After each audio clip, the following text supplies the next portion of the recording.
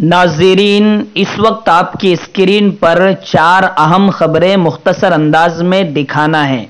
پہلی خبر یہ ہے کہ all India Muslim personal law board کے اہم رکن اور شیعہ کے بڑے عالم دین مولانا کلب جواد نے مولانا کلیم صدیقی کو لے کر بہت ہی بڑا اور اہم بیان دے دیا ہے۔ دوسری خبر یہ دکھانی ہے کہ مولانا کلیم صدیقی کی جو دعا کی ویڈیو وائرل ہو رہی ہے، جس کو لے کر یہ سمجھا جا رہا ہے کہ یہ جیل میں کی گئی دعا کی ویڈیو ہے،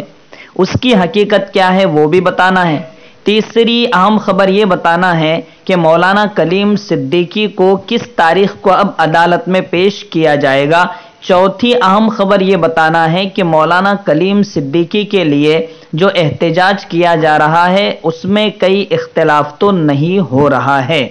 ناظرین، امید کریں گے کہ ان چاروں خبروں کو آپ پورا سنیں گے تاکہ حقیقت حال تک بخوبی پہنچ سکے۔ پہلی اہم خبر، مولانا کلب جواد نے واضح طور پر یہ کہہ دیا ہے کہ مولانا کلیم صدیقی کو تعصب کی بنیاد پر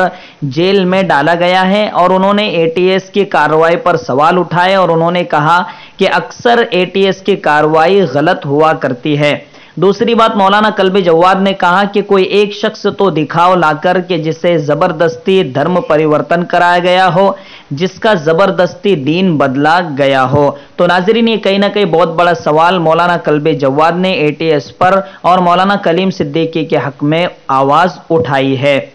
دوسری اہم بات کہ جیل کی یہ ویڈیو عام طور سے آپ نے دیکھی ہوں گی کہ بہت زیادہ وائرل ہو رہی ہے، لیکن یہ جیل کا ویڈیو نہیں ہے، جیل کی دعا نہیں ہے، بلکہ یہ رمضان میں کی گئی دعا ہے جو کہ حضرت بہت ہی دل کے ساتھ اور تڑپ کے ساتھ مانگ رہے ہیں۔ ایک بات آپ سے یہ بھی بتا دوں کہ اللہ والے کبھی بھی جیل کی صعوبتوں سے، دشمنوں کی سازشوں سے ڈرا نہیں کرتے ہیں۔ ہمارے پاس لمبی چوڑی تاریخ اس کی موجود ہے، اور مولانا کلیم صدیقی بھی انہی پہاڑی لوگوں میں سے ہے، انہی اللہ والوں میں سے ہے جو کہ انشاءاللہ ایسی صعوبتوں سے ٹس سے مس نہیں ہونے والے ہیں۔ تیسری اہم خبر یہ ہے کہ مولانا کلیم صدیقی کو 4 تاریخ کو عدالت میں پیش کیا جائے گا، اس کے بعد ہی پورا معاملہ ہمارے سامنے آ جائے گا۔